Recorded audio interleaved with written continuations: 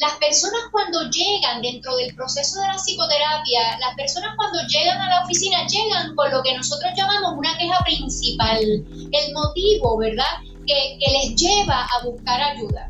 Y la persona es la que te lo va a decir, no eres tú como profesional el que le va a decir lo que va a trabajar. Por lo tanto, este elemento impositivo es algo que no puede darse, ¿verdad? Éticamente hablando, ese no es el proceso.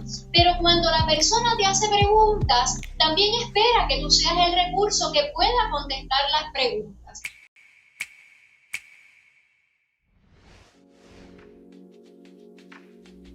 Bienvenidos a un nuevo episodio de Geeks Teológicos, en el cual estaremos discutiendo la relación entre la iglesia y la psicología. Y con nosotros tenemos al doctor José González y doctora Luz Alvira. Y nos sentimos más que honrados de tenerlos presentes para discutir este tema. Sentimos que son las personas más preparadas para discutir en detalle, no tan solo en la superficie, pero en más detalle este tema. Y antes de, ¿verdad?, dejarlos hablar y presentarse, quiero, ¿verdad?, discutir un poco acerca de su trasfondo académico, ¿verdad? El doctor José González posee una maestría en consejería psicológica de la Universidad Interamericana de Puerto Rico y un doctorado en ministerio con concentración en consejería cristiana de Vision International University de California. Y la doctora Luz Alvira posee un doctorado en psicología clínica de la Universidad Carlos Albizu en San Juan, Puerto Rico. ¿Cómo están? Estamos contentos de saludarles, muchas bendiciones, contentos de estar aquí. Gracias por la oportunidad. Y Kevin Horner, gracias, como dice Luz, una oportunidad espectacular para nosotros, es una bendición. Y todas las personas que se van a estar conectando y que van a estar posteriormente viendo este episodio, así que esperamos en el Señor poder contestar todas las preguntas con un tema que sabemos, ¿verdad?, que trae dentro del pueblo cristiano un poquito de choque, ¿no?, entre lo que es la ciencia de la psicología, ¿verdad?, y el pueblo de Dios, el cristianismo, si es que hay algún tipo de vínculo que se pueda hacer. Así que esperamos poder contestar todas las preguntas que podamos en el nombre de Jesucristo. Y realmente eso es parte de las preguntas que estaremos discutiendo hoy, la que acabas de mencionar acerca de esa tensión que a veces parece estar presente en las iglesias y en la discusión de la psicología. Pues no, la primera pregunta, ¿verdad?, que nos encantaría hacer, y esto es más para tener una perspectiva, ¿verdad?, más detalles acerca de su historia de ambos, es cómo y cuándo empezó su pasión, ¿verdad?, por la psicología. De la misma manera que Kevin y yo, ¿verdad?, tenemos una historia con la teología, la filosofía y la ciencia. ¿Cuál es la historia de ustedes dos, ¿verdad?, relacionado con la psicología? Bueno, pues les contamos que la realidad es que esto fue honestamente Dios en el asunto. Nosotros no comenzamos, y en mi caso particular yo no comencé en psicología, yo comienzo por las ciencias naturales. Yo comencé en biología, y entonces luego decido cambiarme para psicología con miras a otra cosa hasta que tomo el curso de psicopatología. Cuando tomé el curso de psicopatología, eso empezó a despertar en mí mucha curiosidad por conocer un poco más cómo funciona la mente humana, mucha curiosidad por indagar mucho más en el comportamiento humano, a todos los niveles, a nivel ¿verdad?, de individuo, pero también vis-a-vis sociedad, familia. Así que les estoy hablando tal vez de mi tercer año de bachillerato, y entonces cuando completo el cuarto año me muevo para Carlos Albizu con la claridad de que lo que procedía era psicología clínica, pero con honestidad, sí, mirándolo ya a partir de muchos años en la práctica y en la profesión, sé que fue un asunto de Dios y un desvío en lo que podían ser mis planes y los suyos. En el caso mío, pues mira, aunque no lo crean, yo creo que Kevin va a volver a ser así, pues empecé también en naturales, Estuve dos años en premédica para seguir la carrera de medicina. Se supone que en este momento yo fuera ginecólogo y obstetra. Pero interesantemente, cuando estoy en un retiro de jóvenes en San Sebastián, en el pueblo de San Sebastián del Pepino, aquí en Puerto Rico, hay un sector que se llama el Guasio, y allí hay un campamento llamado el Campamento del Guasio. Hace muchos años atrás tuve la experiencia de que un joven, yo estaba como líder, pero estuvo este joven que aparentemente estaba un poquito mal a nivel emocional y pues tenía unas tendencias suicidas en el campamento. Y Dios me permitió trabajar con él, ya que pues en un momento corría peligro su vida, y pues pude trabajar con él y él desistió, y pues obviamente se activaron todos los protocolos, los líderes, los pastores, llamar a sus padres, etcétera, etcétera. Y fue algo que me impactó y yo dije, wow, esto me impactó. Cogí una clase de psicología y ahí como que dije, wow, esto está nítido. Pero interesantemente, y seguí estudiando en premédica, hasta que un día con un mejor amigo, él es pastor y también colega, Michael Córdoba, pues en esta cuestión de adolescentes, ¿verdad? Dijimos, vámonos para San Germán, en la Inter de San Germán, que nos costó mucho un día que la visitamos. Y mira, esa pequeña, vámonos para allá, como una loquera de juventud.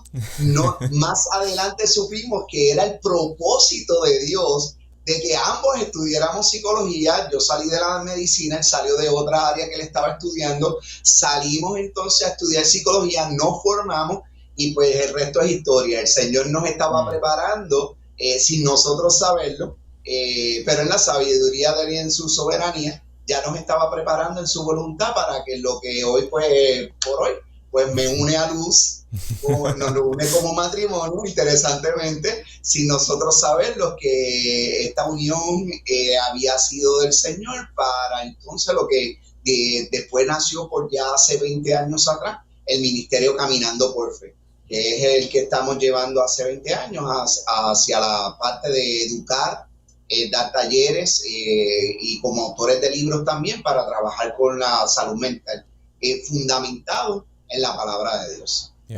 Eso está excelente, y por esa misma línea, ¿verdad? En cuanto a ustedes son psicólogos ya formados, llevan años, ¿cómo dirían que su identidad, ¿verdad? en Cristo como cristiano ha influenciado cómo ustedes llevan a cabo su profesión? Mira, a mí me parece, yo creo que esto es un reto que mucha gente pudiera tal vez enfrentar dentro de la profesión. A mí me parece que tener claro dónde están los límites de cada cosa te permite hacer un ejercicio de la profesión siempre ético, siempre dentro de las leyes, sin abandonar tu identidad, sin abandonar quién eres y sin dejar de aplicar lo que corresponde, ¿verdad? Con cada caso que ves. Me parece que las personas entienden que para poder ser éticos o para poder atender a alguien necesitan dejar su identidad a un lado y nada más lejos de la realidad. Cuando una persona llega donde ti, sabe a lo que viene, y nosotros como profesionales de la salud mental tenemos que estar claros de dónde estamos parados y cómo vamos a responder a esa necesidad. Así que lejos de que haya un choque o una contraposición en ser psicólogos cristianos, me parece que las personas, y esa ha sido nuestra experiencia, que han llegado a nuestra oficina, llegan con una inquietud muy particular, no necesariamente dentro de un contexto religioso, pero sí dentro de un contexto moral, dentro de un contexto de valores, que les mueve entonces a ese espacio y te lo manifiestan, te dejan saber que se sienten seguros en un espacio donde el hecho de conocer esta otra parte nuestra, esta identidad de que somos psicólogos cristianos, de que es cristocéntrico, sin ser invasivos, sin ser impositivos, porque esa es la parte del código de ética y de las leyes que tú cuidas, ¿no?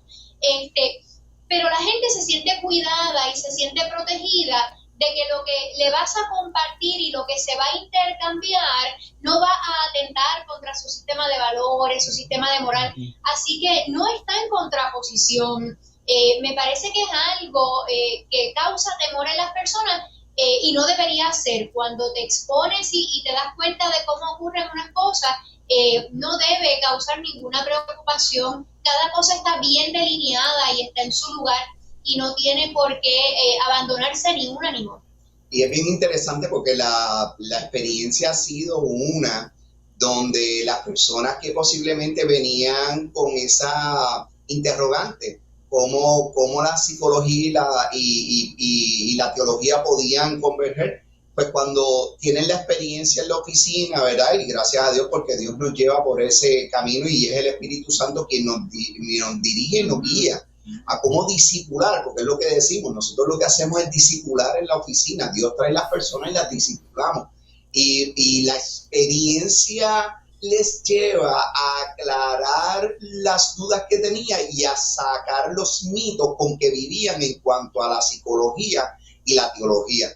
Ha sido una experiencia, ¿verdad? En unos 18 años de la práctica privada que tenemos, y ha sido excelente. Y en el ministerio por 20 años ha sido excelentísima, cómo la gente se te acerca y te dice, yo tenía una perspectiva diferente de esto, pero ahora veo que sí se puede tener la psicología y la teología juntas como el propósito de Dios. Y una de las cosas y les robo 2 minutitos porque me parece que es importante aclararlo.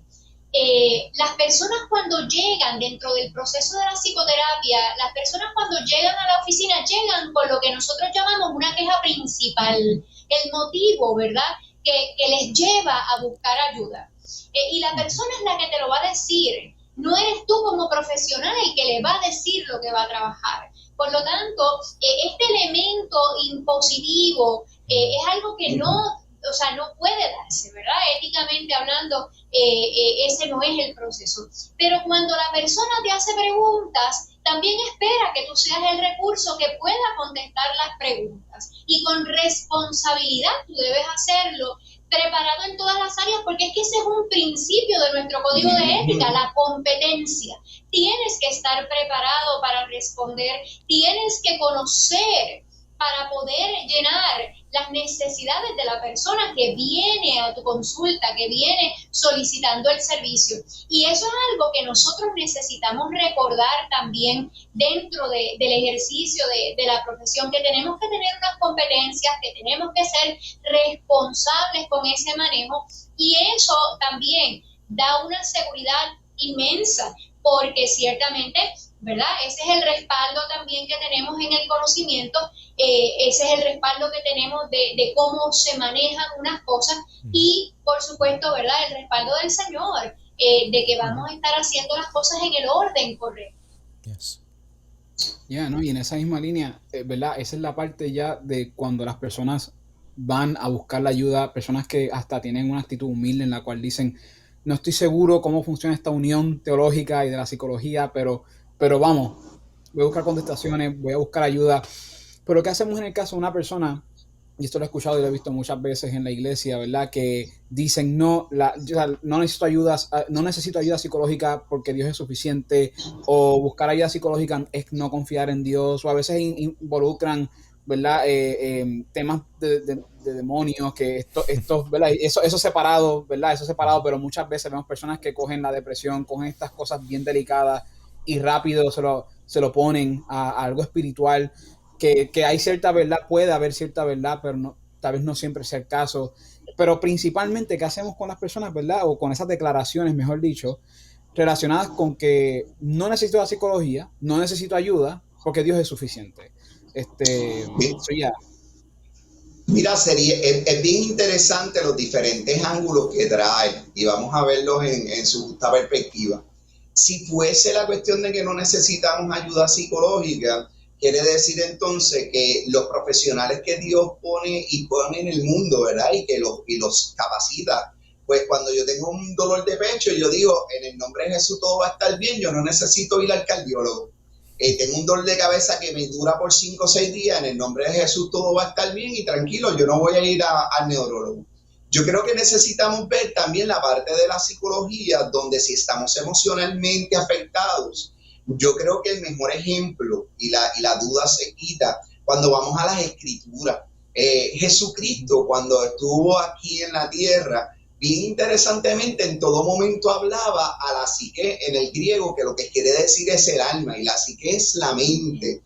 Y una de las cosas que él siempre hablaba era para que nosotros pudiéramos en ese conflicto psicológico, en ese momento histórico, en un momento específico de un conflicto a nivel familiar, cultural, a nivel religioso, a nivel de diferentes aspectos, nosotros podernos a pensar y poder llegar a una conclusión racional donde viéramos la solución de algo y poder quitar posiblemente dudas, mitos o aquellas cosas que no necesariamente son reales. Por ejemplo, tenemos en todas las escrituras, tenemos evidencia, momentos donde había que echar fuera demonios, como el endemoniado Garadeno, pero también estábamos hablando de gente que también tenía unas condiciones físicas, como era, ¿verdad?, el cojo, como era el ciego, que fueron múltiples.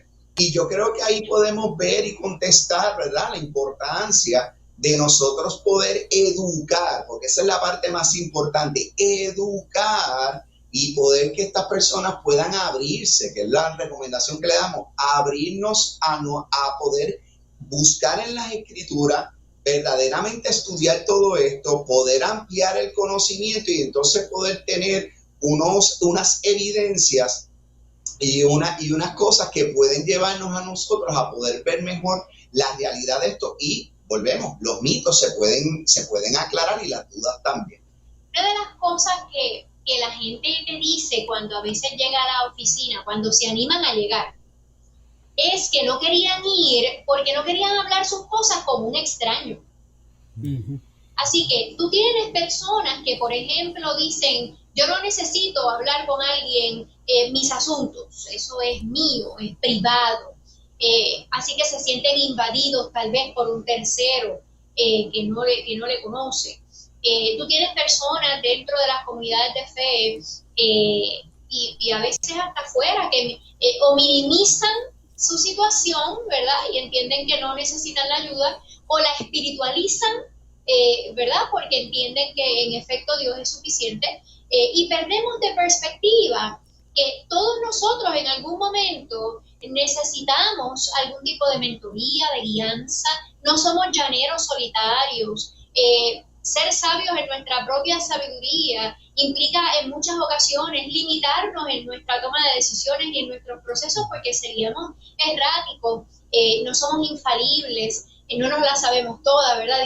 Dice el refrán pueblerino que hasta el mejor cazador se le va la liebre. Por lo tanto, no podemos descansar solamente en nuestro conocimiento. Somos espíritu, alma y cuerpo. Así como atendemos el cuerpo y así como atendemos, ¿verdad?, esta relación con Dios y este crecimiento espiritual dentro del contexto del escenario de la fe, tenemos que recordar que nuestras emociones están ahí, que nuestros procesos de pensamiento están ahí, que tenemos que trabajar con ellos, que cuando hay circunstancias particulares y las herramientas se nos están agotando, ese tercero que entra, que la mejor manera de verlo es precisamente como el que ve desde las gradas, y viendo desde las gradas siempre va a ver más y va a poder aportar un poquito más y arrojar un poco de luz y verlo menos amenazante. Yo creo que a pesar de eso se ha flexibilizado un poco a través del tiempo, pero todavía el asunto de la consejería, de la psicoterapia, carga un poquito de tono negativo. Entendemos que también hay un factor, y posiblemente es uno de las cosas que ha traído posiblemente un tranque en poder abrirse a conocer un poco más de lleno y ampliar la visión periferal en el tema, y ha sido posiblemente que se ha sacado del contexto bíblico Efesios 6:12, que nuestra lucha no es contra carne ni contra sangre, sino principados, potestades, huestes de las tinieblas, gobernantes de estos tiempos, de este siglo, etcétera, etcétera. Creo que se ha sacado del contexto bíblico cuando Pablo escribió la carta a la iglesia de Éfeso, y cuando estudiamos verdaderamente en su contexto, creo que ahí aclaramos muchas dudas. Pero invitamos a las personas a que por favor leamos, instruyámonos, busquemos más información empírica, información que sea corroborable y sobre todas las cosas objetiva, no cargada de emoción, sino de la convicción y objetividad, para entonces poder tener todos los ángulos de los elementos para en cuanto a este tema y poder tener un mejor criterio a la hora de trabajar con esto. Y pues hemos visto, como dice Luz, ¿verdad? Gente que a veces te dice, lleva años que quería ir a una consejería, pero a veces estas cositas lo aguantaban y cuando llegan, pues entonces ese tiempo que se espació, que se aguantó, la salud mental pues cogió fuerza y lamentablemente ese problema se agravó. Ya. No, y que definitivamente cuando uno, perdóname Kevin, rápido, cuando uno se pone a pensar, ¿verdad? Yo por lo menos miro al ser humano y yo digo, ¿verdad? Esto Kevin y yo lo hemos mencionado antes y hemos dicho, ¿verdad? Que no es lo mismo estudiar el ser humano en cuanto a la ciencia, ¿verdad? El cuerpo físico, las células, el brazo, los músculos, etcétera. No es lo mismo tú estudiarlo que tú conocer la persona, ¿verdad? Y es interesante ver cuán complicado es el ser humano en el sentido de ¿verdad? Cuántos layers, ¿cómo se diría eso en español? Layers, capas es la palabra, el ser humano tiene. Y me imagino yo, ¿verdad? Yo me pongo a pensar y digo, ¿cuánta necesidad hay de que uno entre, en el caso de la iglesia, por dar un ejemplo, a una comunidad, ¿verdad? En la cual podemos ayudarnos uno al otro? Porque cada persona se especializa en un área. Claro, la persona que no es de la iglesia, pues en ese caso va a especialistas, ¿verdad? En el caso de ustedes. Pero aún así mi punto sigue siendo el mismo, que es que hay otras personas que tienen unas capas en las cuales son especialistas y conocen esa área. Y es necesario porque, como Luz estaba diciendo, no somos expertos nosotros mismos en todas las ciencias. No vemos todo. Hay una necesidad exagerada de que una persona que es experta en el tema diga, pues, ¿sabes qué? Esto es lo que está ocurriendo, vamos a trabajar en esto. Y esto lo vemos los doctores, y Kevin y ustedes saben esto, que el doctor te dice, mira, tú tienes esta cosa, vamos a hacerte unos exámenes, pero después de ese examen vas a tener que ir a este otro doctor porque ese es el que va a saber acerca de eso. Y ahí, pues, y por lo tanto, yo creo que para mí eso es suficiente en el caso mío, ¿verdad? Razonando yo acá, decir, wow, o sea, definitivamente necesitamos nosotros ir, buscar la ayuda y no poner este estigma, ¿verdad? De que el que necesita psicología es porque no ha sido un buen padre, o el que necesita psicología es el que no ha sido el que no tiene un buen mentor en su vida. No necesariamente, a veces sí necesitamos un psicólogo o un consejero, porque hay algo que tal vez necesitamos ayuda que está exageradamente fuera del alcance de aquellos que nos aman, que está alrededor de nosotros. So, yeah. Y en el área de la salud, ¿verdad? Se ha perdido, y esto yo lo estaba hablando en mi clase, yo estoy cogiendo psicología del desarrollo este semestre, y estamos hablando acerca de acciones preventivas, ¿verdad? Tanto en la medicina como también en la psicología, que ya eso no se toma. Psicólogos necesitan psicólogos. Y eso es algo que ¿verdad? Estas acciones preventivas las subestimamos, como que no hacemos eso, y esto yo creo que también se da especialmente en la iglesia. Yo pasé por un proceso en el cual yo le decía a Dios, yo le decía, Señor, yo te quiero conocer por quien tú eres, ¿verdad? No quiero, obviamente la cultura influenciar la manera en la que yo veo al Señor, pero yo le decía que yo quería conocerlo por quien realmente lee su palabra, ¿verdad? Lo que dice su palabra acerca de él, y que me ayude a conocerlo de esa manera.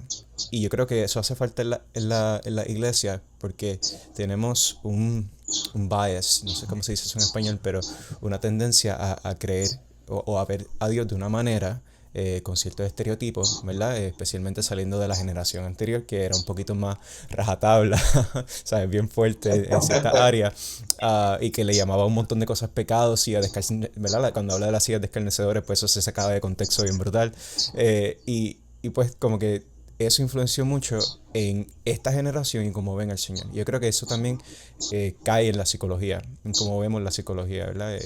Y yo creo que es bien, bien importante que aclaremos este tipo de cosas, y como José estaba mencionando, buscar la evidencia, ¿verdad? ¿A dónde apunta la evidencia? Y eso aquí lo hemos hablado en Geeks. Nosotros, en cuanto a creer en Dios, pues vamos a observar la evidencia para ver si es razonable creer en Dios. Y ¿verdad? Esto no es el tema de hoy, pero hemos hablado de eso, y de eso se trata. Nosotros queremos buscar la verdad porque de Él se deriva la verdad.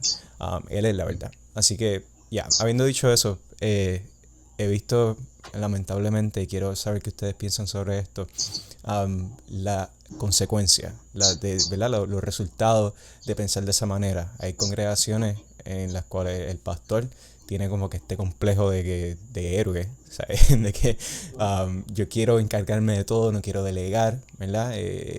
Porque en mí cae la responsabilidad como pastor.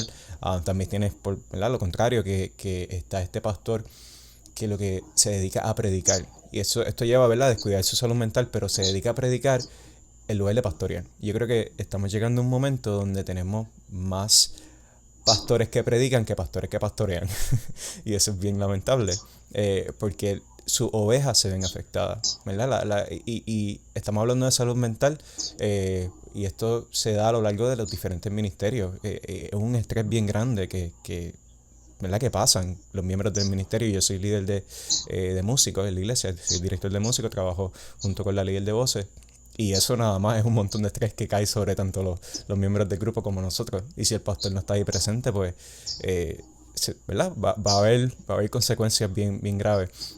Y las relaciones, ¿verdad?, cómo se da todo. También están las ovejas mismas, que esto se mencionó ahorita, que uno no puede ser vulnerable en la congregación. O sea, yo no puedo verme que estoy pasando por un momento difícil, ni puedo compartir eso con mi hermano o con mi hermana, porque me voy a ver mal. O sea, porque mi orgullo no me lo permite, porque ese es el estándar que se ha puesto en la iglesia, que todo el mundo tiene que estar feliz, todo el mundo tiene que estar bien, ¿verdad? La ayuda psicológica pues para nada, porque pues todo el mundo depende de Dios y yo con Dios estoy bien todo el tiempo. Pero vemos el libro, por ejemplo, de Habacuc, que Habacuc se está quejando con Dios ahí, ¿sabes?, full, y le cuestiona a Dios. Y estas cosas a nosotros como que nos las prohíben, como que esto no se debe hacer. Y quería saber qué ustedes piensan sobre eso, sobre ese tema que yo creo que es bastante popular en la iglesia, que se está dando lamentablemente, y quería saber si ustedes están de acuerdo con eso o cuál ha sido su experiencia. Mira, es interesante para aquellos que pensamos que no podemos ser vulnerables, es interesante la respuesta que le da Dios a Pablo cuando le dice que su poder se perfecciona en la debilidad, ¿verdad? Nueva Traducción Viviente dice, se manifiesta mejor en la debilidad. Por lo tanto, si algo, ¿verdad?, Dios nos deja saber es que cuando nosotros reconocemos nuestra debilidad y vulnerabilidad, entonces sabemos de quién dependemos y a quién debemos ir. Así que, habiendo dicho eso, fíjate, qué interesante que es que los pastores a través de los años, a través de las décadas, han sido instruidos a ser pastores orquesta, a cubrir todas las bases. El pastor tiene que estar disponible 24/7, el pastor tiene que estar disponible para las ovejas en todo momento. Entonces, ¿qué ocurre?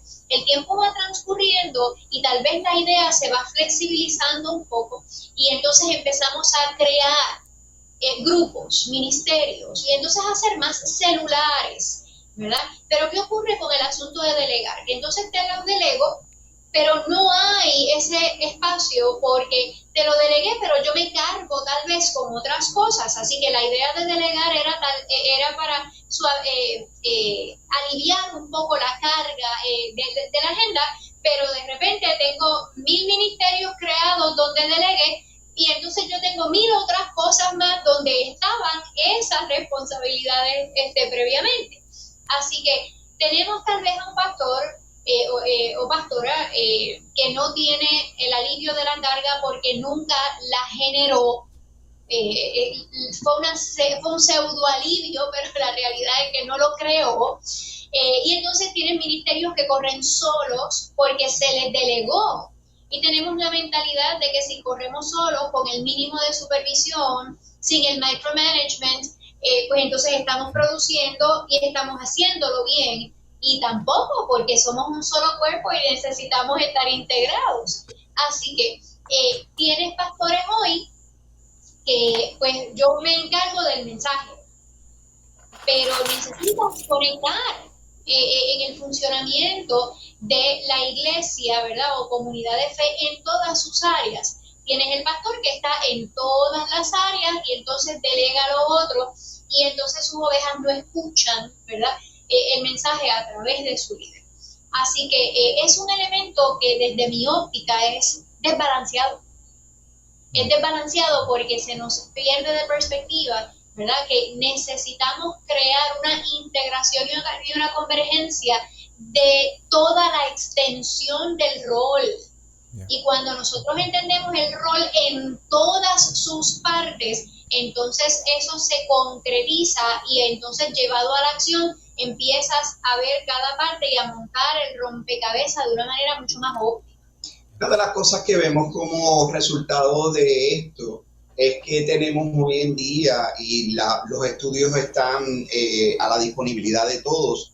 De hecho, voy a compartir con ustedes, ¿verdad?, un estudio que se los voy a hacer llegar para que lo puedan poner, ¿verdad?, sobre un estudio que se hizo longitudinal. Les soy bien honesto, no he visto ninguno otro como ese que se haya vuelto a hacer hasta ahora que yo esté en conocimiento. Este lo hizo en conjunto con el Instituto Schaeffer. El Instituto Schaeffer lo hizo Focus on the Family, lo hizo Barna Group, y estuvo también el Instituto Fuller de California.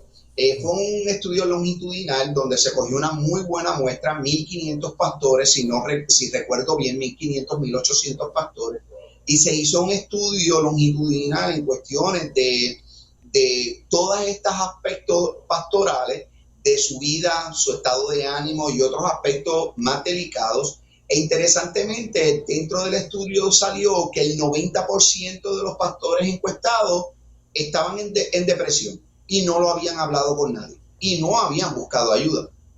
Por el concepto de que tú eres, ¿verdad?, estas palabras triunfalistas dentro de, como nosotros le llamamos, un evangelio tipo Alicia en el País de las Maravillas, donde tú no te puedes cargar, donde tú no puedes decir que no, donde tú te tienes que gastar para Dios. No sé por qué de dónde sale eso, porque ni siquiera es bíblico, no tiene un fundamento bíblico. Y lo que sí esto lleva a pastores que están deprimidos, pastores que en el mismo estudio salió que alrededor de 1.500 pastores dejan el pastorado al mes en Estados Unidos, que alrededor de en los primeros 5 años después de haber salido del instituto o del seminario, van a abandonar el pastorado, porque no es lo mismo lo que le enseñan en el instituto a verlo en la práctica. Y lo más triste es los pastores que debemos de tener el conocimiento, ¿verdad? Desde el 2012, 2011 hasta el presente se ha reseñado más, y tenemos en Estados Unidos entre 4 a 5 pastores, entre 3 a 4 pastores que se están suicidando por año. Y estamos hablando de que cuando vemos esto, nosotros tenemos que ver y nos analizamos. Mira, rápidamente nos vamos a 1 Timoteo capítulo 3, cuando Pablo le establece a Timoteo los requisitos para el obispado, para lo que es un líder, pastor. Una de las cosas que estamos viendo es la parte de que el versículo 5 nos dice que el que no sabe cuidar su propia casa, ¿cómo cuidará de la iglesia de Dios? Entonces estamos viendo, el pastor que es orquesta, como el término que utilizó mi esposa, que es como tradicionalmente se le conoce aquí en Puerto Rico, o se le llama, pero entonces tenemos casas de los pastores, hogares destruidos, matrimonios a punto de divorcio, hijos en muchas cosas, menos en la iglesia y menos siendo seguidores de Cristo. Y yo creo que tenemos que ver la realidad versus la idealización de un pastorado versus la realidad a nivel histórica y a nivel bíblica. Y yo creo que ahí es donde surge la evidencia de las investigaciones y la llevamos al sustento bíblico, que verdaderamente creo que lo estamos llevando de la forma equivocada. Y los pastores son personas, por favor, que a las personas que nos están escuchando y a ustedes mismos pastores, ustedes son seres humanos como todo el mundo. Nos gastamos, necesitamos dormir, necesitamos cogernos un break para vacaciones, necesitamos cuidarnos para ir al médico y hacernos nuestros chequeos, necesitamos comer y alimentarnos bien, y necesitamos estructura para evitar que nuestro sistema y nuestro organismo colapse. No, y que... Kevin, dale. No, mencionar rápido, es que hay un libro que se llama Espiritualidad Emocionalmente Sana, creo que se llama así. El autor ahora mismo no recuerdo el nombre, Peter something, no recuerdo. Pero habla de precisamente eso mismo, los pastores tienden a no cuidarse, como que pues, soy el pastor y pues por lo tanto yo no necesito ayuda. Y tenemos como que ese síndrome del Mesías, como que yo tengo que salvar a todo el mundo en lugar de depender de Jesús para yo poder trabajar, ¿verdad? Yo creo que eso sí es un problema que lo he visto, ¿verdad? Yo tengo 22 años, tampoco es que he pasado una vida súper mega larga, pero sí he podido ver, he estado en la iglesia desde chiquito y he podido observar cómo eso sucede. Y es bien triste porque es algo que sucede, pero no se trabaja. Así que, ¿verdad? Gracias por decir eso. Pero, go ahead. No, y yo diría que lo más triste que ¿verdad? Los tres han estado hablando acerca de eso es que se pierde ¿verdad? La concentración del evangelio. ¿A qué me refiero con eso? Pues que el evangelio a nosotros nos da una identidad nueva, o mejor dicho, Jesús nos da una identidad nueva a través del sacrificio. Nos recibe una familia nueva, somos adoptados. Y la razón por la cual esto tiene mucho valor es porque cuando yo vengo y cojo algo, porque mira cómo es el enemigo, y yo no soy mucho de hablar del diablo y del enemigo, yo soy Kevin, y todo Geek Fan sabe que yo no soy de hablar mucho de eso. Pero miren cómo es el enemigo que coge algo tan precioso como ¿verdad? De ser pastor, y lo usa para destruir y distraer a uno de lo que Dios nos ha dado a través de Jesús, que es una identidad nueva, una identidad en la cual no se basa en acciones, no se basa en nada de eso. La identidad nueva es tan preciosa que Jesús nos dice a través de ella que podemos ir a donde Él a buscar, a encontrar descanso, que si dejamos todas nuestras cargas en Él, Él nos dará descanso, que Él estará con nosotros hasta el fin del mundo, que si somos honestos en confesar nuestros pecados, Él es fiel y justo para perdonar. O sea que son todas estas cosas preciosas que salen del Evangelio, y por nosotros perder de vista nuestra identidad nueva en Jesús, vemos todos estos resultados porque hacemos de nuestra vida el propósito ser un pastor. Y si es como ese es mi propósito, tengo que dar todo, porque si no lo doy todo, pierdo eso, y si pierdo eso, no soy feliz. Y se nos olvida que nuestra felicidad no se basa en esa identidad, pero en la identidad que ya se nos ha dado a través de la cruz. Y eso es un poco de filosofía y teología, pero es esencial porque la forma en la cual pensamos, y esto lo he dicho miles de veces en Geeks, la forma en la cual pensamos es la misma manera en la cual voy a tratar a las personas de afuera, como también la forma que me voy a tratar yo, ¿verdad? A mí mismo. Y por lo tanto uno tiene que tener una manera sana de pensar, que eso viene a través de razonar, estudiar, pero también psicología, dentro de consejería también. Eso es, como dijo ahorita, y como, ¿verdad? Luz y José estábamos discutiendo, o sea, hay una necesidad de que estemos en un grupo de personas para que nosotros entonces podamos aprender y aplicar y arreglar esta forma de pensar. Y así vivir una vida que es la que Cristo promete, ¿verdad? Y es esencial porque después vemos también tantas personas, ¿verdad? En inglés se le dice, yo creo que se dice deconstructionist, ¿verdad? Muchas personas que están tratando de explicar por qué se fueron. ¿Cómo fue? Deconstruyendo. Exacto, ¿verdad? La fe cristiana, básicamente diciendo por qué ya no son cristianos, cómo el cristianismo no funcionó. Pero lo que pasa es que hay una falta de discipulado, y por la cual no culpo a muchas de estas personas porque no tuvieron a alguien que los guiara acerca de cómo realmente se ve el caminar uno con Jesús. Yeah. Y entonces lo que tienen en la mente es lo que el doctor José estaba hablando, que es este cristianismo arcoíris, unicornio, la vida, ¿verdad? El cielo es el límite. En Alicia en el País de las Maravillas. Exacto. Sí, mano, sí. Y por lo tanto yo creo que es esencial, ¿verdad? Buscar ayuda y tener una forma de pensar acerca del evangelio correcta. Pero habiendo dicho eso, cogiendo lo que Kevin acaba de decir y lo que acabamos de discutir en más detalle, ¿qué hacemos entonces para luchar, ¿verdad? La ansiedad y la depresión? Y yo creo que, ¿verdad? La ansiedad y la depresión es algo que me quedo en shock por cómo he visto cómo se ha afectado, cómo ha afectado a la iglesia, a los miembros de la iglesia, pero también a las personas normales y común y corriente, a tal nivel que en la serie de Netflix, una serie nada más es basada en eso, ¿verdad? O una película es basada en eso. Eso es algo bien serio. Yeah. Antes de que contesten, yo quería añadir algo en cuanto a eso, porque esta pregunta es una que para mí pues, la cojo bastante personal, porque yo he pasado por varios momentos de ansiedad, especialmente siendo estudiante de premedicina, pues, ¿verdad? Para entrar luego a medicina, pues es bien competitivo el ambiente. Entonces caigo en lo que el síndrome del impostor, que creo que, ¿verdad?, no soy suficiente, no soy suficientemente inteligente como para llegar. Veo a mis compañeros, ¿verdad?, y ellos salen mucho mejor en los exámenes, yo no. Y eso sucede, ¿verdad?, a muchas personas, no tan solo a mí. Y en estos últimos meses he estado trabajando con, ¿verdad?, con ese tema de la ansiedad. Porque estaba, y por eso estoy bien interesado en lo que ustedes pueden comentar acerca de esto, porque estaba leyendo un libro reciente que se llama Finding Quiet, Encontrando Silencio, y presenta la ansiedad como una serie de hábitos, como un conjunto de hábitos que nosotros tenemos, y de acuerdo a esos hábitos pues se da ansiedad, se da estrés, como que mi mente lleva automáticamente para ciertos lugares debido a las circunstancias que paso.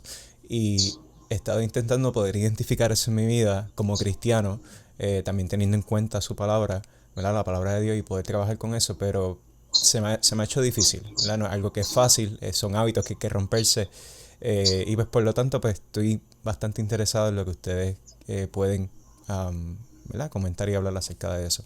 So, yeah. Mira,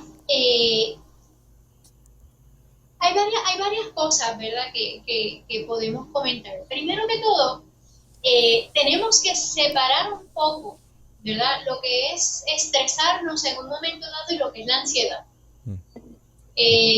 Nosotros podemos estresarnos en un momento dado, nosotros podemos sentirnos sobrepreocupados por unas cosas. Y eso puede de alguna manera alterar nuestro estado de ánimo. Yeah. ¿Eso significa que clínicamente nosotros estamos ansiosos? Probablemente no. Cuando evaluamos frecuencia, severidad y duración de síntomas, conductas, circunstancias y una serie de cosas, te vas a dar cuenta de que estábamos estresados. El problema con esto es que las personas se acostumbran a vivir en un nivel, ¿verdad?, demasiado arriba a nivel emocional. Estamos todo el tiempo apagando fuego, estamos todo el tiempo con adrenalina arriba, estamos corriendo de un lado para el otro, y ahí es donde empezamos a crear hábitos precisamente de correr contra el reloj, empezamos a crear hábitos de no dormir, empezamos a crear hábitos de sobrecarga, empezamos entonces a utilizar referentes externos. Una de las cosas que más nos puede desestabilizar a nosotros es compararnos con otras personas. Tu marco de comparación tienes que ser tú mismo, porque el problema de mirar hacia otro lado es que hay variables en ese otro escenario que tú no controlas. Por lo tanto, al haber variables que tú no controlas, tú no estás comparando chinas con chinas. Y entonces corres tú de menos, te restas méritos a ti, porque estás comparándote con algo que no está en tu control y que no te pertenece. Tu mejor marco de comparación eres tú mismo. Tú estableces el estándar donde tú lo quieres y basado en eso es que tú trabajas. Entonces las personas están todo el tiempo mirando hacia afuera y no hacia adentro. Y permitimos que la intensidad de nuestras emociones llegue a un nivel donde nuestra capacidad racional se pierde. Y tenemos que recordar que nuestras emociones están para traducir en conducta lo que yo tengo adentro, porque si no me convierto en una olla de presión.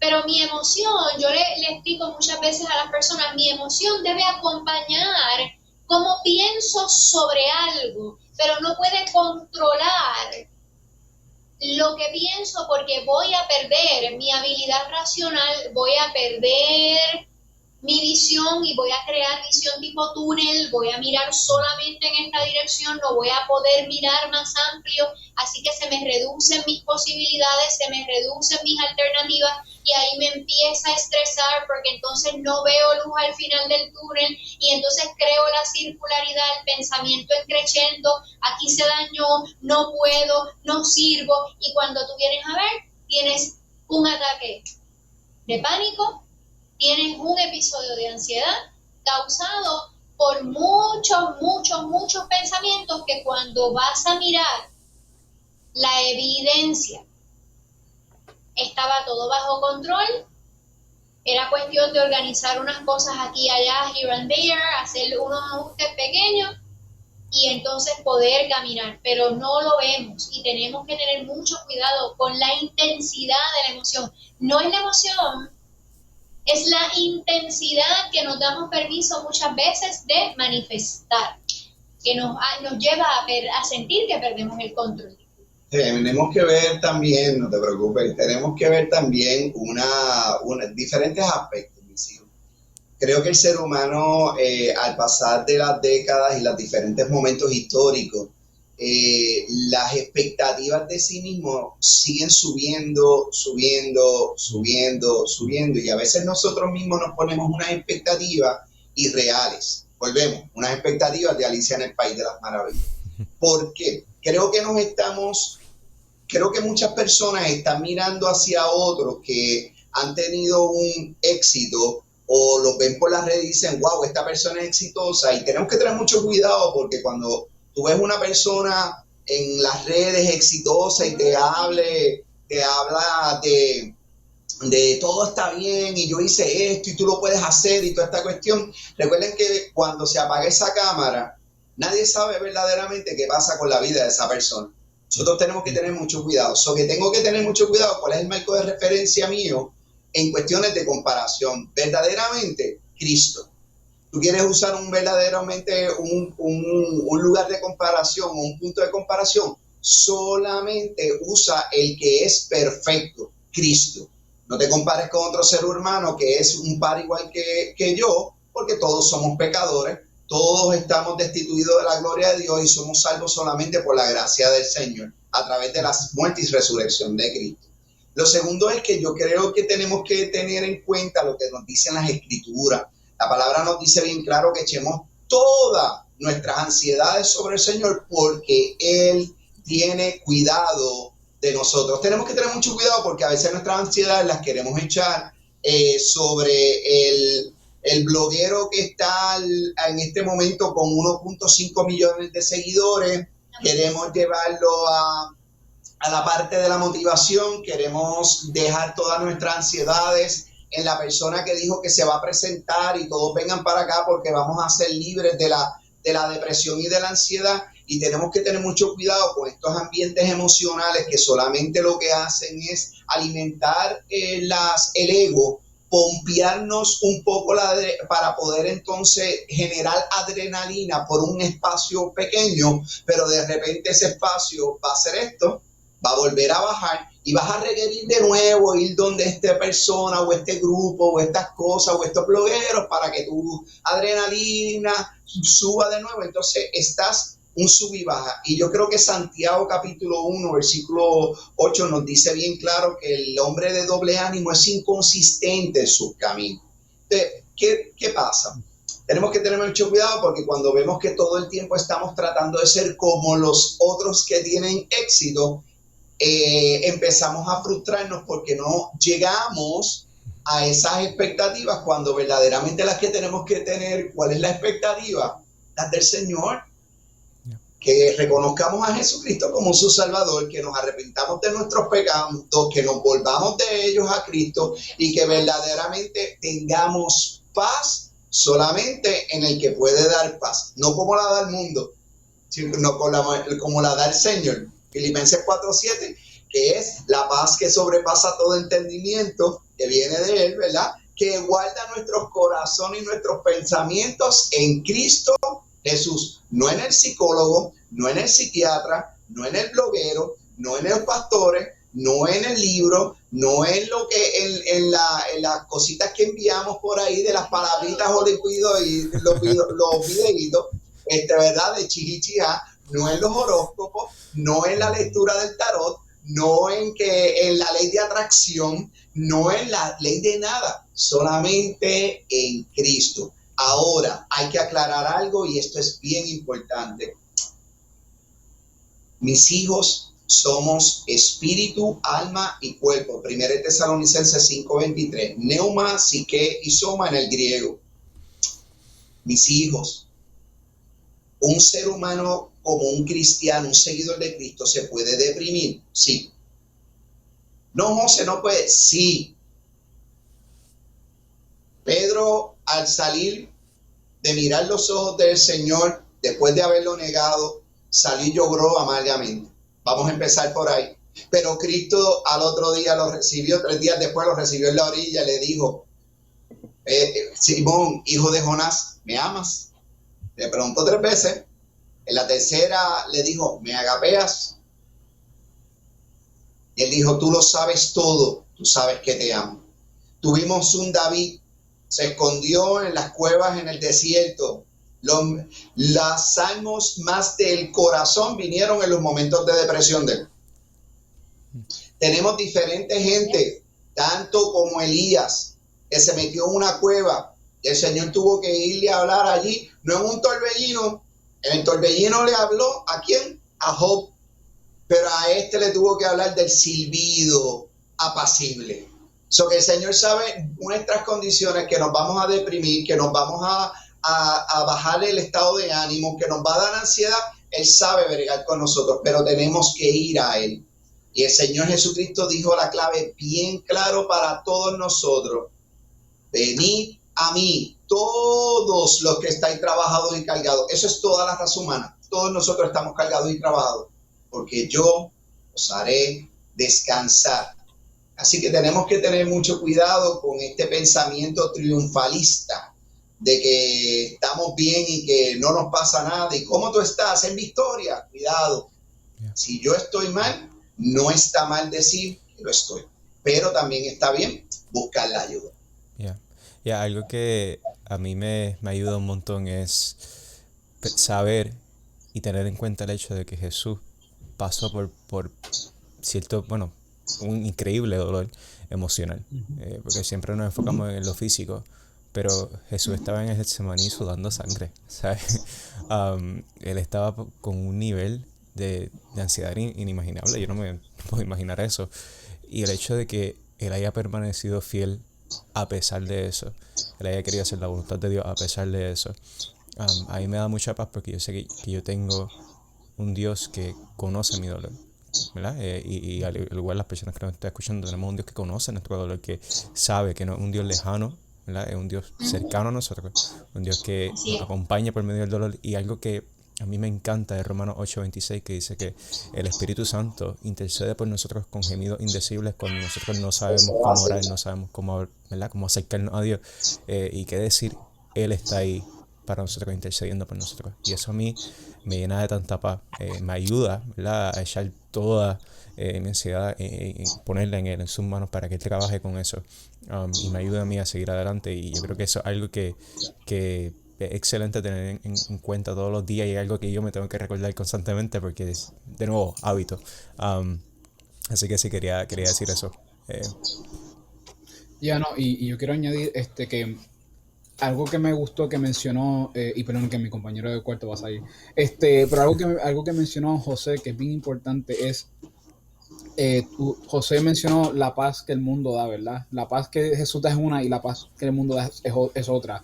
Lo interesante de esto es que la paz que el mundo da es una que tienes que esperar al momento adecuado para que llegue. ¿A qué me refiero? Pues la paz que el mundo da está basada en lo monetario, por dar un ejemplo. Y cuando tú llegues, ¿verdad? Después de, después de haber puesto $20 en stocks y tu página ¿verdad? Tu compañía va bien, y tú cuando llegues al punto de que eres un millonario, ahí vas a llegar a la paz. Ahí vas a llegar a la felicidad que tú tanto buscas. Que es una vida triste, porque entonces eso quiere decir que la paz, el truco es que la paz solamente va a llegar cuando tú llegues a ese punto que sería el success, ¿verdad? Como le diría el mundo. Pero eso es un proceso que te come 40 años de tu vida, porque tú no llegas de un día para otro a ese nivel. A no ser que te las pegues en TikTok o en YouTube de la nada, ¿verdad? Y aún eso tiene ¿verdad?, otros nuances, otros factores que podemos discutir. Pero lo que voy es que la paz que Jesús da es una personal, que por esa razón, una de las razones por la cual el tarot o, ¿verdad?, astrología y estas otras cosas no funcionan, es porque en la religión cristiana, en la cosmovisión cristiana, está centralizada en una persona, que una persona en una relación es la única que puede satisfacer los deseos que nosotros como seres humanos tenemos, que es lo que tanto en el canal también hablamos, que C.S. Lewis habla de esos deseos que tenemos en nuestros corazones, y yo creo que Agustino también menciona esto, dice que tenemos un agujero, ¿verdad? Un boquetito en el corazón nuestro que solamente que lo puede llenar es Dios, pues solamente en una relación personal, no en nuestras propias fuerzas como a veces el tarot o como a veces otros mediums, ¿verdad? Otras filosofías enseñan, ¿verdad? Que es con uno mismo que uno puede lograr esas cosas, pero solamente a través de una relación con un ser como Jesucristo, uno puede lograr llegar a encontrar esa paz que su corazón tanto anhela. Nada, era añadir eso que se conecta perfecto con lo que Dr. José y Luz estaban comunicando. Yeah. Yo creo que en Jesucristo tenemos bien claro en las Escrituras que Jesucristo es suficiente. Jesucristo es suficiente para poder llevarnos y llenarnos y sanarnos. Y también el Señor dio, ¿verdad? También lugares donde podemos ir, ¿verdad? Y tocando el tema de la psicología, donde podemos, que ese aspecto lo vamos a poder entender cuando nuestra mente está procesando de forma correcta y saludable. Yeah. Y por eso es que entra, ¿verdad? Esa parte de la mentoría, esa parte del discipulado, esa parte de la consejería psicológica, para poder llegar a eso y entender de que, ¿verdad? Que el Señor nos tiene como todo, ¿verdad? En el hueco de su mano y nos da esa paz y la quiere dar, pero la quiere dar a aquel que la quiere buscar. Hay una necesidad bien grande del ser humano de tener cosas tangibles y concretas que le provoquen alivio. Así que, pues, obviamente, ¿verdad? El ser humano va a recurrir a cosas que sean tangibles, que sean palpables, que estén cercanas y que aparenten dar algún tipo de respuesta o algún tipo de alivio a su malestar. Pero hay algo que siempre debemos recordar, y es que nuestra humanidad finita se va a quedar corta en más de una ocasión que tratemos de resolver cosas o que tratemos de hacer cosas o que tratemos por nuestros propios medios resolver cosas que a veces, pues, simple y sencillamente nosotros, por más que tratemos, no vamos a poder resolver. Y cuando nuestra humanidad se queda corta, entonces nos damos cuenta de cómo está, ¿verdad? El Señor esperando por nosotros, cómo está Jesucristo ahí, esperando a que simplemente le des la oportunidad, a que simplemente digas: solté control, entregué control. Y lo demás Él lo va a hacer. Y por eso tal vez las personas chocan, porque las personas piensan que esto es un aspecto o un elemento de religiosidad. Y esto no tiene que ver con religiosidad. Esto tiene que ver con las distintas necesidades que puede tener el ser humano, lo finitos que somos en muchas ocasiones, cuán cortos nos podemos quedar con nuestras herramientas y cuán grande es Dios, ¿verdad? Que sobrepasa nuestras estrategias. Por eso es que la palabra dice que sus pensamientos son más altos que los nuestros y sus planes de bien y no de mal para sus hijos. Así que, ¿por qué no? Sería la pregunta que deberíamos formularnos. Cuando te encuentras en tu habitación, cuando te encuentras en tu hospedaje, cuando te encuentras en tu escritorio, preguntándote, arrancándote las greñas, haciéndote mil preguntas, ¿por qué no preguntarte? ¿Por qué no darle la oportunidad a Jesús?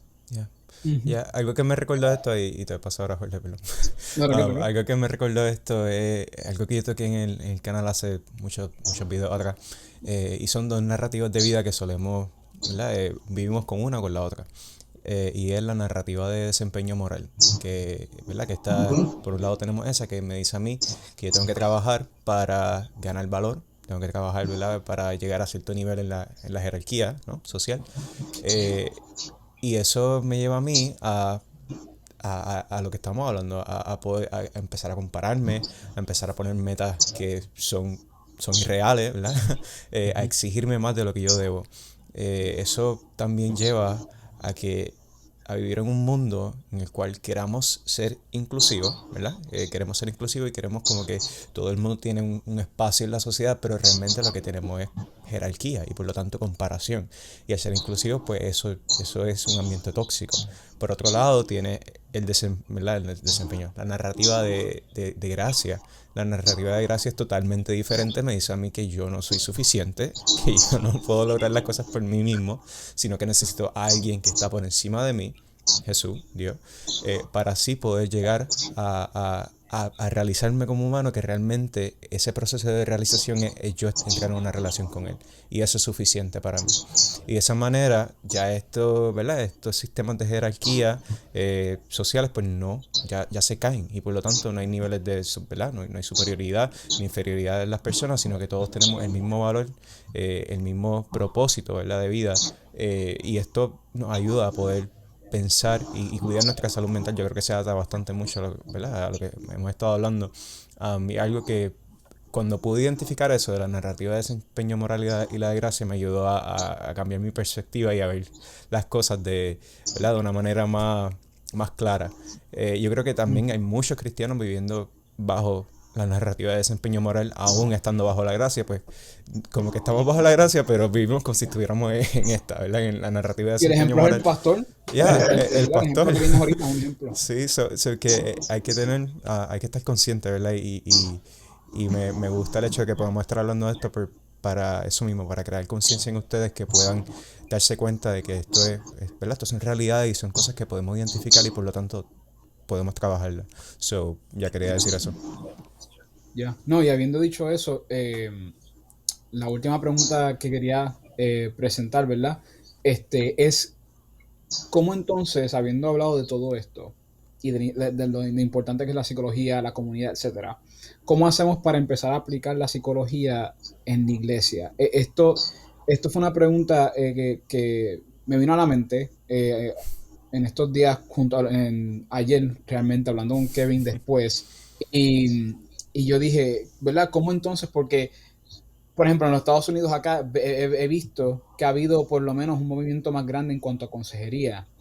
Ha sido más algo que uno lo ve más, ¿verdad? Vamos a decirlo de esa manera.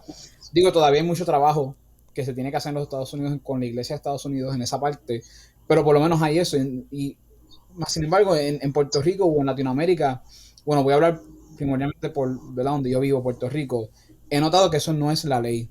Usualmente es algo separado, usualmente como en las preguntas que les hicimos ahorita, pues es algo, es satánico, es malo, ¿verdad? Eso teológicamente no se une y pues, ¿verdad? Que en todo caso esta pregunta es más como su opinión, ¿qué ustedes creen? ¿Cómo ustedes creen que entonces nosotros podamos empezar a aplicar, ¿verdad? La psicología dentro de la iglesia para ayudar a los pastores, a los hermanos y etcétera?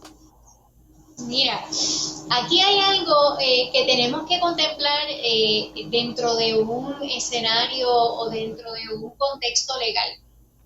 Y es que en Puerto Rico, ¿verdad? Nosotros tenemos la ley de salud mental, ¿verdad? La ley 408, nuestro código de salud mental. Y algo que nosotros, según hablábamos de las competencias ahorita, algo que nosotros necesitamos tal vez visualizar es que tenemos muchos líderes y muchos pastores que pueden tener la preparación en consejería, tienes muchos otros que no tienen la preparación en consejería. Yeah. ¿Okay?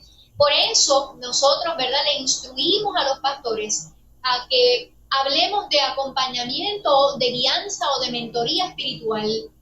El pastor es una figura de autoridad y cuando alguien se le acerca buscando esa guianza y lo que diga obviamente va a ser tomado con mucha seriedad. Igualmente, en nuestra posición como psicólogos, el médico, ¿verdad? En esa posición, ¿verdad?, de autoridad, porque eres quien está prestando la asistencia, la ayuda en ese momento, lo que digas se va a tomar con mucha seriedad y se va a tomar incluso, tú sabes, como esto es lo que es y esto es lo que vamos a hacer. Yeah. Así que eso, ¿verdad?, lleva, desde mi punto de vista, a una dinámica tal vez un poco más colaborativa, donde tú puedas integrar los esfuerzos del pastor y el pastor sí tenga la apertura de poder identificar la necesidad y entonces tener un banco de recursos para recurrir a ese banco de recursos si él o ella, dentro de sus posibilidades y preparación, no puede atender la necesidad de esa oveja. Y me parece que esa dinámica colaborativa nos lleva entonces a poder trabajar en equipo, que tal vez puedes, ¿verdad? Tener un profesional dentro de tu comunidad de fe que te puede dar algunas horas, que te ayuda a prestar ese servicio in-house, ¿verdad? Eso tal vez es una posibilidad, pero si no lo tienes, tampoco es limitante. Si ese líder, si ese pastor conoce la ley, ¿verdad? Conoce los procedimientos y reconoce hasta dónde puede llegar y hasta dónde necesitamos tocar la puerta de ese recurso que ya tengo identificado y decirle, ¿sabes qué? Llegué hasta aquí, te lo envío porque se me agotaron los recursos, ¿verdad? O se me agotó lo que yo puedo darle desde mi rol pastoral. Y esa apertura, esa receptividad, esa dinámica pudiera beneficiar mucho a las comunidades de fe, esa confidencialidad dentro del manejo, esa privacidad y ese cuidado, saber cuándo no mantienes la confidencialidad por esa misma protección y tienes que activar protocolos. Eso realmente, ¿verdad? Haría una diferencia bien grande. Pero necesitamos líderes, pastores, pastoras que quieran educarse, ¿verdad? Sobre los procedimientos y sobre cómo ocurren, cómo deben suceder unas cosas para poder tal vez impactar de una manera más positiva esa área de la salud mental dentro de nuestras comunidades de fe. Esto tiene unos beneficios bien grandes y los beneficios es que entonces no concentramos en un solo individuo toda este andamiaje, sino que lo vamos distribuyendo y entonces el pastor se puede dirigir a su llamado pastoral y es congregacional y entonces acá nosotros y los recursos identificamos, trabajamos la parte psicológica, ¿verdad? Lo podemos ver como el mismo escenario y la misma sugerencia que Yetro le dio a Moisés cuando lo vio y lo observó durante todo un día, donde todo el pueblo, estamos hablando de más de 2 millones de personas a venirle a traer cosas, queriendo hablar desde por la mañana hasta entrada a la noche. Y fue bien interesante estas palabras sabias de Yetro, su suegro. Le digo, mira, estás haciendo mal en el buen puertorriqueño, ¿verdad? Sería, mira, mano, tú eres loco, pero tú te vas a quemar. Entonces, mira qué interesante que él le dice, mira, escucha mi consejo. De cada tribu vas a escuchar mi consejo y ora. Eso es bien importante. Vas a escucharlo, pero vas a orar, vas a consultar al Señor. Mira la estrategia, y la estrategia fue tremenda. Vas a coger de cada pueblo, vas a coger personas sabias, diferentes, gente que te va a trabajar las cosas mínimas. Las cosas grandes tú las vas a trabajar. Las cosas grandes que te las traigan a ti. Pero entonces tú vas dividiendo. Si nos extrapolamos y nos vamos al capítulo 6 del libro de Hechos, cuando entonces venían los judíos, tanto los que vivían en Jerusalén como los que estaban fuera, que decían, oye, pero ven acá, las viudas y los huérfanos no los están tratando igual, hay que darle comida. Él dice, espérate, a nosotros nos llamaron para la oración y para la palabra. Yeah. ¿Y qué fue lo que pasó? Que vamos a buscar estas personas sabias, llenas del Espíritu, bien importante, y con sabiduría. Entonces tú empiezas a ver ese flujograma, ese primer flujograma de la comunidad de fe, de las iglesias del siglo I. Entonces yo creo que nos lleva el Señor a que unamos esfuerzo, hagamos ese flujograma y nadie se quema. Lo que queremos es que ningún pastor, ninguna pastora, ningún líder se lleve a lo que le llamamos el burnout o una quemazón emocional y física, que tanto lo tenemos, como lo hablamos entonces ahorita con el estudio longitudinal que le traímos de los pastores.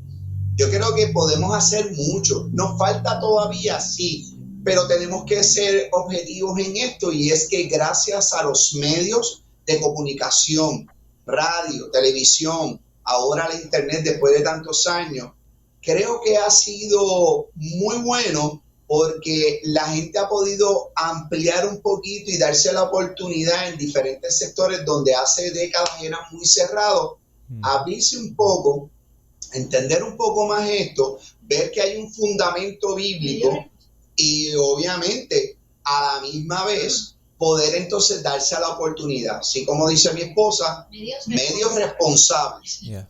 Gente responsable, profesionales responsables, porque lamentablemente no todo el que dice ser psicólogo es un psicólogo que está fundamentado, y aunque diga que está fundamentado en el Señor, de la abundancia del corazón habla la boca. Lamentablemente tenemos que tener mucho cuidado. Yo creo que cuando vamos a buscar los servicios psicológicos debemos de hacer primero, orar, pedirle al Señor que nos dé el lugar. El Señor nos va a llevar. Así que eso es así. So, nada, de verdad, vamos a dejarlo aquí. Mil gracias, doctor José González y a la doctora Luz Alvira. Mil gracias por su tiempo, su disposición para estar aquí con nosotros. Espero que ustedes, que allá que nos están viendo y nos están escuchando, que hayan aprendido algo de esto, que hayan podido sacar algo, ¿verdad? Que les sea de bendición para su vida. Si encontraron valor en este, ¿verdad?, nuestro contenido, en lo que vieron hoy, por favor, suscríbanse a nuestro canal, denle like, compartan esto con sus amistades, con aquellas personas que creen que puedan beneficiarse de escuchar esto, ya sea su pastor, sus líderes, compañeros, etcétera. Así que, habiendo dicho eso, mi gente, nos vemos en el próximo video y se me cuidan. Dios les bendiga. Oh, espérate. Bendiciones. Wow. Muchas bendiciones. Antes de cerrar, y se me olvidó, mi gente, al doctor y a la doctora, ¿a dónde los pueden conseguir ustedes? Medios de comunicación, etcétera. Okay. Sí, seguro. Nos pueden conseguir, pueden entrar a nuestra página web www.psicologoscristianospr.com, psicologoscristianospr.com. Pueden entrar también a las redes en Facebook, Luz Alvira y José González Psicólogos, Luz Alvira y José González Psicólogos. Y también estamos en Instagram. Pueden entrar a José y Luz 1999 o en nuestro canal de YouTube. Pueden entrar también a través de José González y Luz Alvira, Ministerio Caminando por Fe. Awesome, super. Lo voy a poner ahí todo en la descripción del video y también en el video lo van a poder ver, así que ahí lo tienen. Nada, mi gente, se me cuidan y nos vemos en el próximo episodio. Dios les bendiga. Dios les bendiga. Gracias, bendiciones.